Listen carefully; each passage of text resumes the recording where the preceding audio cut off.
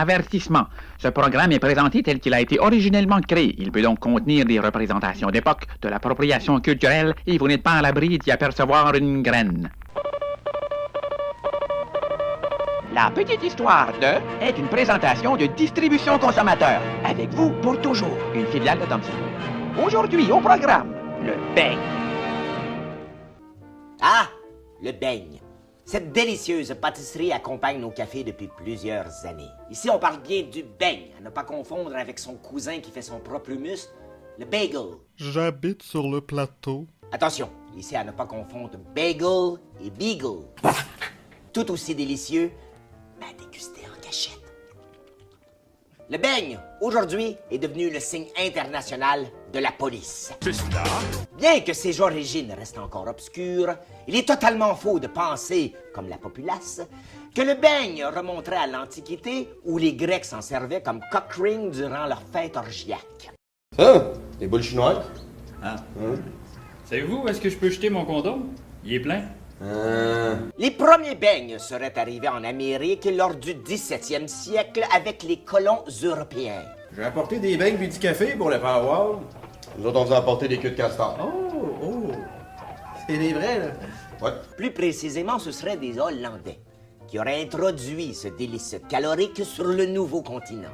À l'époque, les Hollandais appelaient le beigne le hooiboon, le ozifoon, boysoon. C'est quoi déjà? Holy Paul. Ce qui signifie boule cuite dans l'huile. Ce qui causa beaucoup de quiproquos dans les chaumières hollandaises. Les enfants, Gunther, Hansel, Gretel, venez manger mes boules! Au Québec, les traces du beigne, ou appelé beignet à l'époque, remontent aussi loin que 1760. À l'époque, il s'agissait d'un beigne au levain, qu'on consommait surtout le matin au levain du soleil. Au levain du soleil. Bref, en cette période de colonisation du Nouveau Monde, le beigne fait déjà partie d'une longue liste de recettes traditionnelles québécoises. Si bien qu'en 1840 apparaît la plus ancienne recette francophone du beigne dans le livre La cuisinière canadienne. Dans la même collection, on pouvait trouver des titres comme La ménagère canadienne, Comment battre sa femme sans que le curé s'en aperçoive, et aussi, bien sûr, Comment faire l'amour à un nègre sans se fatiguer. Cette délicieuse gâterie, véritable kryptonite de la minceur, fut rapidement adoptée par nos voisins du Sud qui la baptisèrent donut, ce qui signifie littéralement noix de pâte. Il fallut attendre l'année bénie de 1847 pour qu'un Américain du nom de Ensign Gregory lui donne la forme circulaire qu'on connaît aujourd'hui. Moi, j'aime ça, les trous. C'est à partir de ce moment que le beigne croît en popularité sur tout le continent nord-américain. Si bien qu'en 1950, un génie du nom de Bill Rosenberg ouvre à Quincy, au Massachusetts, le premier d'une série de restaurants dédiés au beigne, le Dunkin' Donut.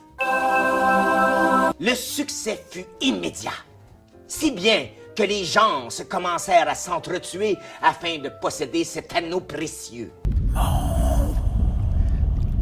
Précieux!